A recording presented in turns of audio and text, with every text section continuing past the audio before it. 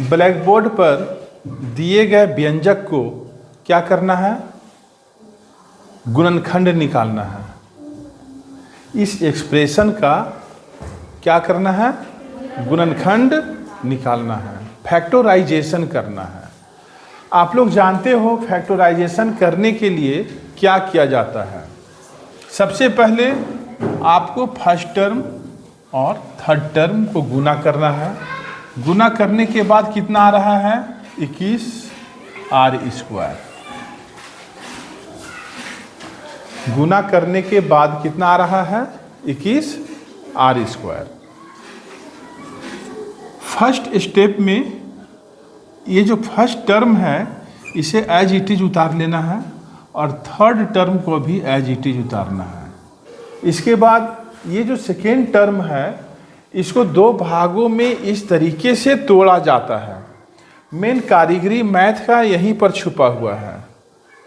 समझ गया? ये चीज़ सीख गया, इसको दो भाग में तोड़ने के लिए सीख गया, तब समझ लेना कि आप लोग फैक्टराइजेशन समझ गए, गुणनखंड करना सीख गए, है ना।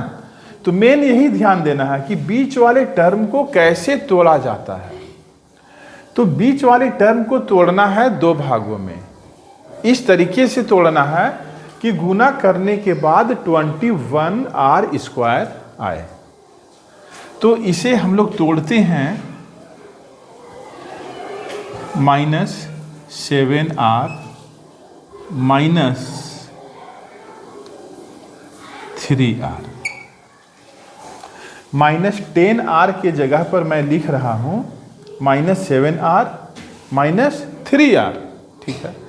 अब दोनों टर्म को गुना करके देखते हैं कितना आता है। जब दोनों को गुना करेंगे तो क्या होगा? 7 21 है। r को r से गुना करोगे तो r² भी है, लेकिन चिन्ह प्लस का है ना। तो यह भी माइनस में है और यह भी माइनस में है। माइनस माइनस क्या हो जाएगा? प्लस। इसका मतलब है हम लोगों ने दो टर्म में सही तोड़ा है। अब एक चीज़ और बच रहा है, यहाँ -10r है और इसके जगह पर इन दोनों को लिखा जा रहा है, तो इन दोनों का वैल्यू इतना ही होना चाहिए। इन दोनों का वैल्यू इसके बराबर होना चाहिए। तो माइनस माइनस क्या होगा? प्लस। प्लस इसका मतलब क्या हुआ? दोनों को जोड़ेंगे तो कितना आएगा? 7r और 3r जोड़ेंगे तो 10r हो जाएगा। और चूंकि दोनों का चिन्ह माइनस में है इसलिए चिन्ह माइनस में रहेगा। तो इन दोनों का जो वैल्यू है इसके बराबर भी है ना। इसका मतलब हम लोग सही रास्ते पे जा रहे हैं। इसके बाद हम लोग कॉमन लेते हैं। इन दोनों टर्म में वैसे टर्म को हम लोग कॉमन लेते हैं जो दोनों में है। r यहाँ भी है, यहाँ भी है, तो r कॉमन ले लिए। यहाँ पर r² है। r² मतलब r गुना r, तो एक r कॉमन निकल गया, तो यहाँ पर एक r बचेगा माइनस। ये माइनस है तो माइनस लिख लेना है। यहाँ से r निकल गया है बाहर, तो यहाँ क्या बचेगा? 7। जैसे ये दोनों टर्म में से r कॉमन लेने के बाद यहाँ बचा r और यहाँ बचा 7।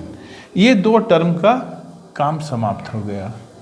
अब ये दो टर्म का काम करना है। इन दोनों टर्म में हम लोग क्या करेंगे? -3 कॉमन लेंगे। कितना लेंगे कॉमन? -3। तो -3 यहाँ बाहर निकल गया, तो यहाँ से क्या बचेगा? r। अब देखना है यहाँ से भी -3 बाहर निकलेगा। हम 21 की जगह पर क्या लिख सकते हैं? 7 गुना 3। 21 के जगह पर लिख सकते हैं 7 गुना 3, 7 21 होगा ना। और ये प्लस की जगह पर क्या लिख सकते हैं? माइनस गुना माइनस, ऐसे लिख सकते हैं। कहने का मतलब ये हुआ +21 की जगह पर ये चीज छुपा हुआ है। ठीक है। यहाँ पर हम लोग कॉमन क्या ले रहे हैं? -3। तो इसमें से मतलब इसका वैल्यू ये है, तो इसमें से -3 कॉमन निकाल देना है। मतलब ये माइनस निकल गया और -3 निकल गया, -3 निकल गया, तो बचा क्या? -7। तो यहाँ बचेगा -7।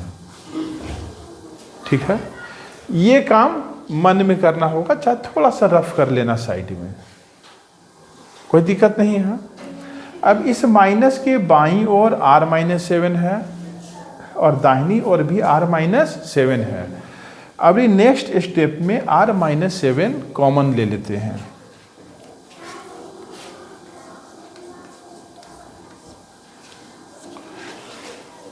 इस टर्म में से r-7 बाहर निकल गया, तो यहां बचेगा केवल क्या?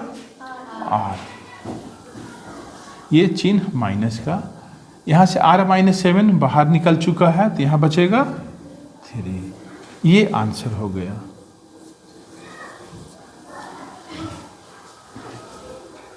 ठीक है।